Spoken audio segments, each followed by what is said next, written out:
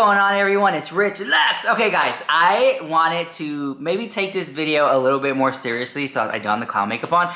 So Gabbie Hanna has finally spoken up about the alleged intruder who entered her house. Now we even have statements from Gabbie Hanna. We even have a lawyer who chimed in on the situation. So we have a lot to cover on this video, so here we go. Gabbie Hanna has now went into detail about her manic episode. She also told the people who might not have known that she is bipolar, and then she started crying as she was explaining to the audience about the guy who entered her home and how it was such a traumatic experience. Now, I'm not trying to make light of it. I'm just, trying to be a little theatrical here, but you know what I'm saying? I mean, Gabbie Hanna has, she has done things for views. And many of you guys, I met this guy at Walmart. I was looking at marshmallows or meshmallows, those giant dolls, what do they call them? They're like collector thingies. And you know who you are if you're watching. He walked up to me, he said, "Man, Gabbie Hanna's lying the house. Gabbie Hanna is lying about this whole thing. I bet you she even paid that guy to break into her house and do all this drama." I mean, these are conspiracies out there that Gabbie Hanna paid the intruder and all this drama. That she had no manic. She had no manic episode. This is a online theory that's going on right now. I mean, someone in the store told me that. People are saying that Gabbie Hanna had this manic episode last week to promote her album because she was like responding to questions about her next upcoming album. And I was like, oh girl, this is very interesting tea, okay? And I just wanna say this, I went to Target to check out the new Halloween collection. So further on in this video, when all the drama's done, if you wanna call it that, I'm gonna show you the entire Target Halloween 2022 collection, so stay tuned for that. Because yesterday's video, if you didn't watch it, I showed you the entire Walmart Halloween collection, and I picked this up at Walmart. It's like a skeleton bear. It looks so freaking cute. I just loved it. It's just so cute. It's like made of plastic. But yeah, I think it was like $10 or something. And then I did pick up, well, I picked up a lot of stuff, but I want to show you this. I got this at Target. So it is a spider, and it has like a bowl, so it's like a spider bowl, whatever.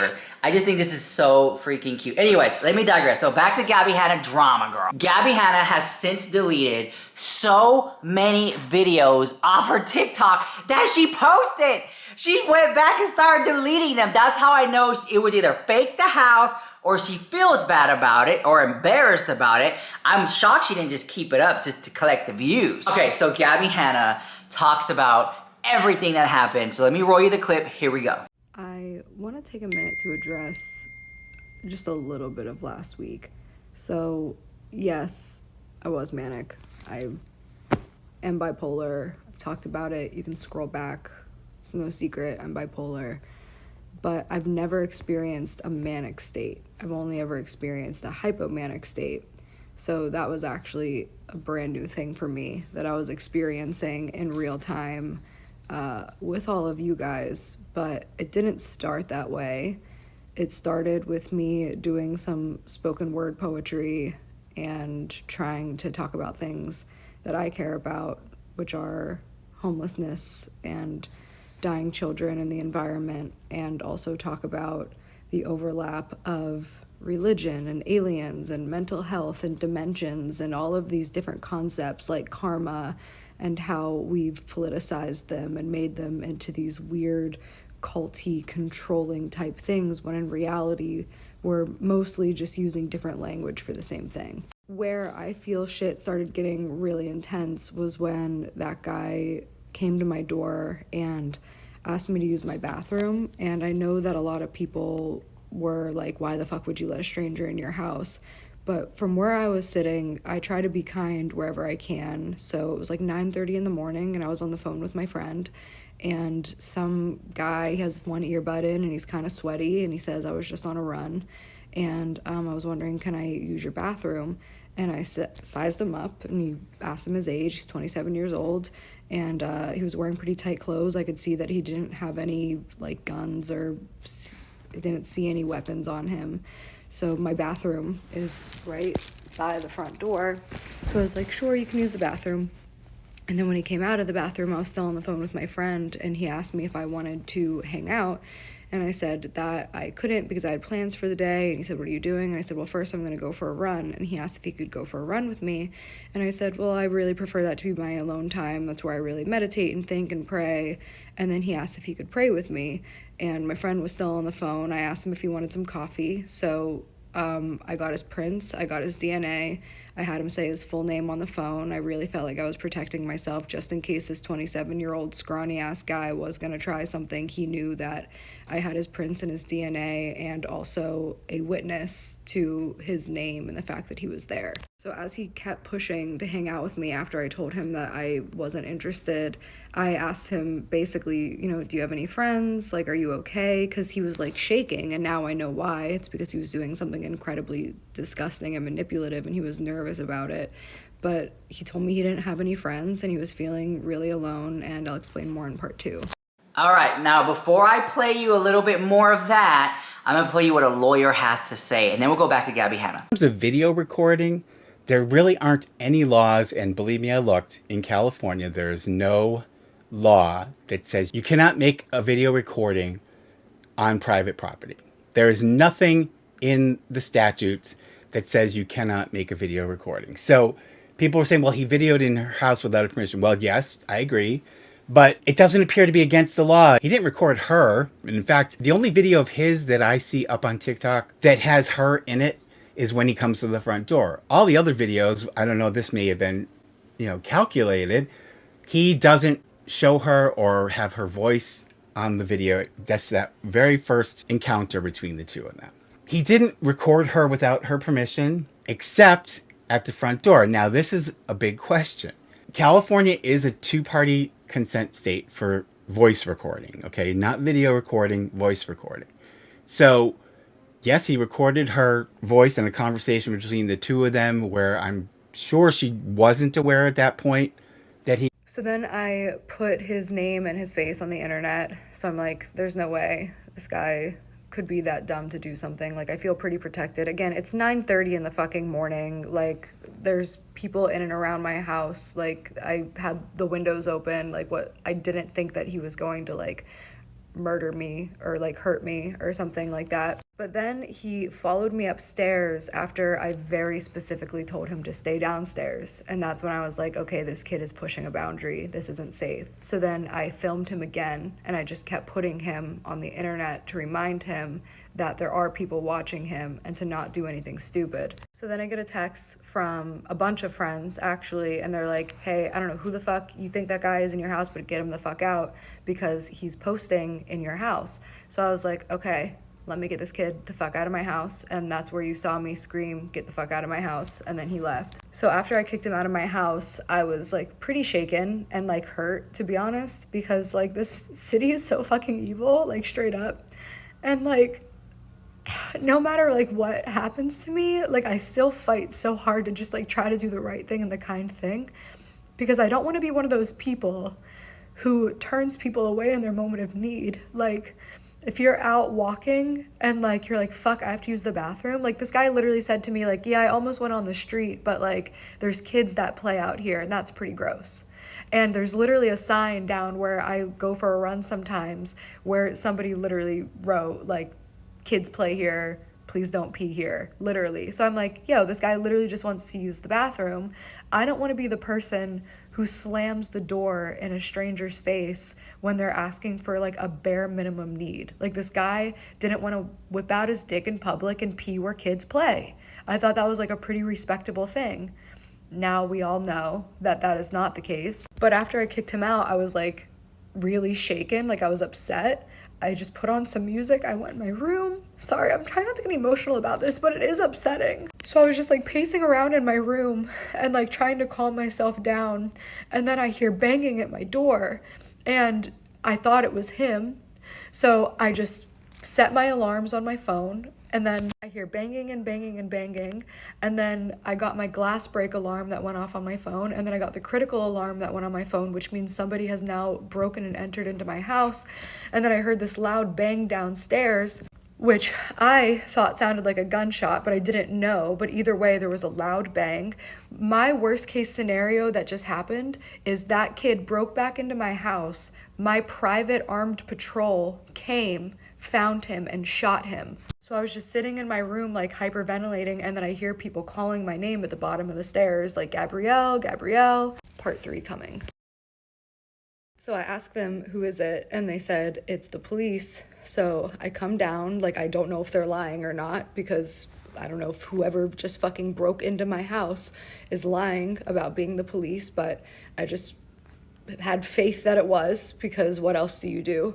So I come down the stairs, I see 4 of the 5 officers standing right at the bottom, and I was like, what's going on? And they're like, we're just here for you, we're just here for your safety.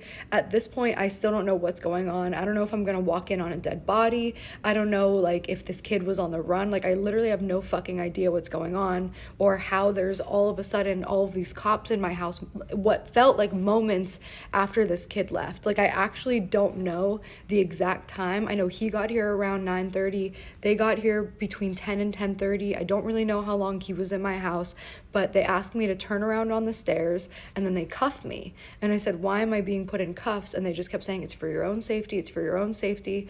So then they had me sit down in this chair, and I'm like, what's going on? And they're still not answering me. They said that they're still just trying to do this for my safety. So then I'm like, oh my God, was this kid actually like a murderer or a rapist on the run? That would make total sense. That maybe this kid came in because he was hiding from something. Like, they literally wouldn't tell me anything, so my mind is just filling in all these blanks. So I said, oh wait, oh my God, I think I know why you're here. Like, what happened? Like, is that guy? And then they're just like, what are you talking about? So then I found out they have no fucking idea who this guy even is, and they're here on something completely unrelated. So now I'm just like, what are the fucking odds that these two things would happen so closely together? So they just keep reminding me, we're here for your safety. I just have to ask you again and again and again. They kept asking me, do you want to hurt yourself? Do you want to hurt anybody else? And I said, no. And they said, well, why do we keep getting calls? And I said, I tell you guys every time you come, it's just trolls. But like, they have no internal communication, and that's the problem. Is like, I believe that a lot of the cops that show up have good intentions. They're just doing their job, but they don't communicate with each other. So now I'm the target of the police getting angry that calls are coming in about it. I just got another call yesterday when I was leaving the gym for another wellness check. And I'm like, can you guys, I told the lady on the phone, I was just detained for 2 hours in my home, and then 2 more detectives showed up, and 2 more police showed up, and then another cop showed up. Like, do you guys have any internal communication, or am I just gonna be harassed for the rest of my life on these wellness checks? Because I'll tell you what, the cops for the past month are what triggered me into my very first fucking manic episode. I think an important piece of this story too that I should acknowledge is that I was high as fuck, and I'm an adult, I'm in California, it's legal, I only smoke weed, I'm not on any prescriptions outside of my acne medication, I've been prescribed for my ADHD in the past, I tried it last summer, I decided it's not for me, but weed for me is more of a shroom trip, which is why I don't fuck with shrooms, I don't try LSD, I've never tried DMT, because my weed experience is very hallucinogenic and also very spiritual,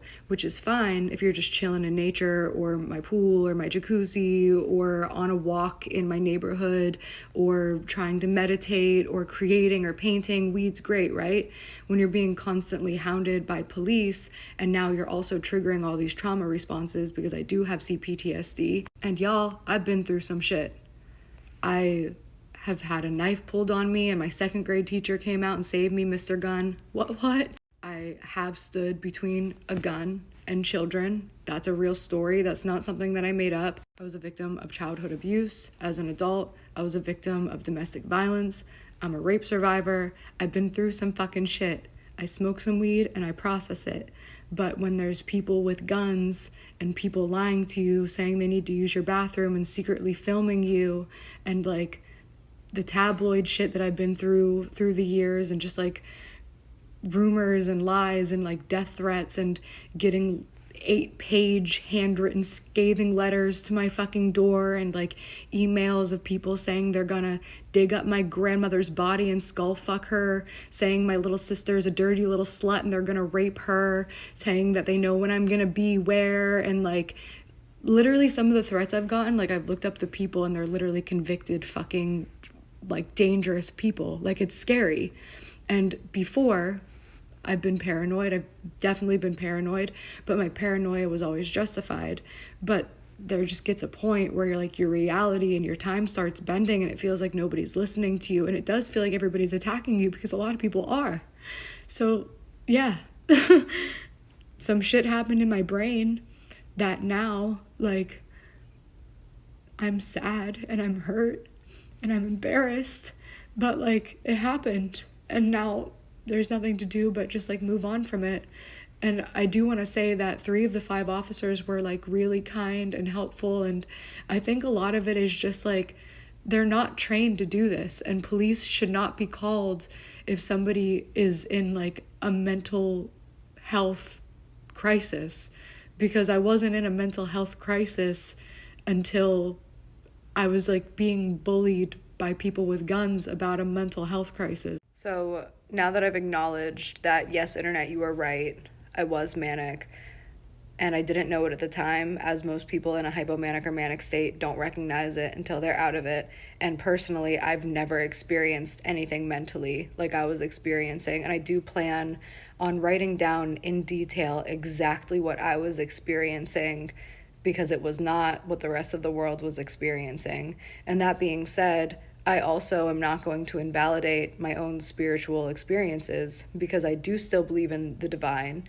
I've always on my platform talked about being psychic and made a lot of videos about my ghost stories, and that stuff is still real to me. I am a psychic medium. You either believe in mediums and ghosts or you don't. So that part's not going away. And I am gonna stop smoking weed, because while it used to be a shroom trip to me, it now appears to be some type of DMT trip, and it's just too intense for me. So I guess I'm just like a fucking sober little duck now, because I don't drink either because it makes me sick. And now that I'm experiencing manic states, I will be going back to therapy, because I learned how to cope with and deal with hypomania. Mania, I need to make sure that I'm talking to the right people. I'm currently looking for a therapist who is also spiritual and won't invalidate my spirituality or my beliefs, because I still believe in everything that I said I believed in. I believe in God and angels and aliens, because I believe in science and history, and it's what's told through us through our oldest history books, written by people who lived in an entirely different world, who spoke a language that we don't know and that we translated. And I respect my elders, and I respect the history of the world, and I respect that we don't know everything and we don't understand everything. And frankly, I think that people, human beings, have devolved. I think that we were meant to be what we used to be. Maybe we were meant to stay fucking apes, because apes are straight up living in nature. They can literally wreck a human being if they want, and they don't, because they're fucking peaceful until you fuck with them. They just hang out and have sex and masturbate and eat and hang with their babies and hang out in the fucking river. Like, apes have it good. We're the monsters, and we're weak as shit. We had to build guns. You know what I mean? And I believe that we did have a lot more like intuition and connection with the spiritual world, but technology took over. I have my own beliefs about philosophy and time and history and who we are as humans, and I will never stop being an individual who thinks freely. That being said, I'm also mentally ill. They're not mutually exclusive. I believe, especially now with these experiences, I have a lot to offer the world, and I have a lot of knowledge and insight that I can share. But I love to see silver linings, and the silver lining to this is I feel like I can now serve as a precedent or a spokesperson for mental health, which I've always tried to do, and now I feel like I get to really do. You get what you ask for. And I feel like we're in this fucking simulation where everybody pretends now like mental health matters, destigmatize mental health, and if people are going through a mental health issue, still let's attack them and make fun of them, and maybe a decade later we'll free them.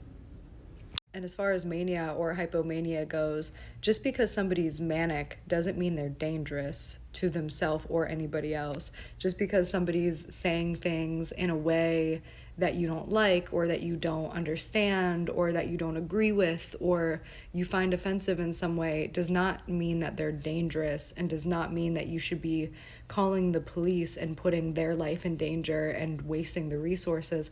If I wasn't actually like a sane person and had a good head on my shoulders and had my fucking chakras balanced and practice yoga and eat healthy and really fucking check in with myself and journal, if I had seen those cops and tried to run, if I would have tried to attack them, if I would have freaked out and screamed hysterically or kicked my feet around or like caused chaos, like I could have been really hurt, or I could have been taken to a mental hospital. And I wasn't, because even though I was in a manic episode, that doesn't mean that I'm need to be locked away and need like treatment or adult supervision 24/7 or to be shot with medication. Like, no, just let me live in my fucking little nest that I built. Like, I'm a pretty solitary person. Like, I spend a lot of time alone. I spend a lot of time with agoraphobia and really severe anxiety.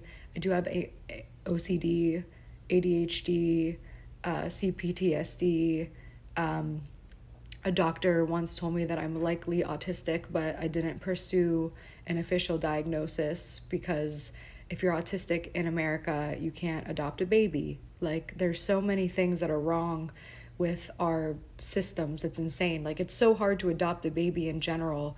And if you're autistic, which there's so many varying degrees of autism, and so many people with autism may be better equipped parents than people who are deemed mentally normal or typical. It's just all fucked. And I spent a lot of time thinking about this shit, but I'm not a danger to myself or anybody else. But I do appreciate anybody's concern if you called out of concern, but please don't do that. Thank you. Okay, so if you don't know by now, I love the number 7. So I think this is going to be the last one, but I did want to address why I deleted them all, or most of the videos. The first reason is just that there were so fucking many of them.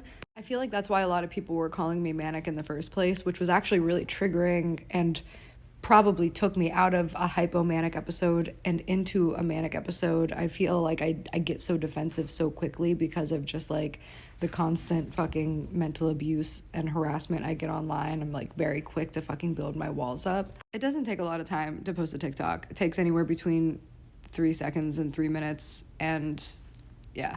They just change so much in content and context. Like, when I went back to the beginning and I was watching it, it was just spoken word poetry about homeless children and homelessness and religion and aliens and witches and numbers and the Matrix and the simulation theory. And yeah, I screamed in that video, the help me video, because I am trying to get attention on it. But just because I'm responding to a poem with passion and emotion and performing, that was performance. Help me, help me, help me, help us. That was performance. But then when it turns into people calling the police because they're not listening to what I'm saying in context, they're just looking into the drama of it, and now it's like a whole different fucking thing. It did spiral into something else. So when I look back at those videos, I'm like, this is actually sad. A lot of them are sad. A lot of them to me are funny, and a lot of them to me are still incredibly clever and artistic in ways that I don't believe that people give me the credit to, give me the time to look into the spelling and the grammar and the punctuation and realize that I am actually doing something really intentional. And that's fine. That's fine. And most importantly, I just didn't represent myself or my points well in certain places. And I'm not afraid to offend people. I think that good art offends people. Like, Lady Gaga showed up on the red carpet in a fucking meat dress. That pissed people the fuck off. It was offensive to a lot of different people, right? That's art. You want people to talk. Warhol was highly controversial. Da Vinci in his time was controversial. Van Gogh never sold a painting, cut off his fucking ear. Everybody thought he was crazy. Poe died a poor fucking alcoholic. I'm okay with that. What I'm not okay with is when I didn't do myself or others justice in taking the proper time to adequately express my point, because my heart is pure and I love all people. And sometimes in trying to prove a point or do any type of irony or satire or trying to highlight an issue, it just misses the mark. And I missed the mark a couple times, but I'll fix it when the time is right. I know I said the last one was the last one, but this is the last one, because I never cause drama or fake anything to promote a project. And people are always like, every time she has a project coming out, I always have a project coming out, and I'm always mentally ill. Okay guys, let me know what you think about that entire situation in the comments down below. I cannot wait to read your comments, to go through with it, to see what you guys have to say, and can you please smash the like button on this video? I can't get a view to save my life. Must that's a comment or a like. And thank you for those who leave super thanks. I appreciate you so much for keeping the channel alive. And yeah, I'll see you guys in the next one. Bye!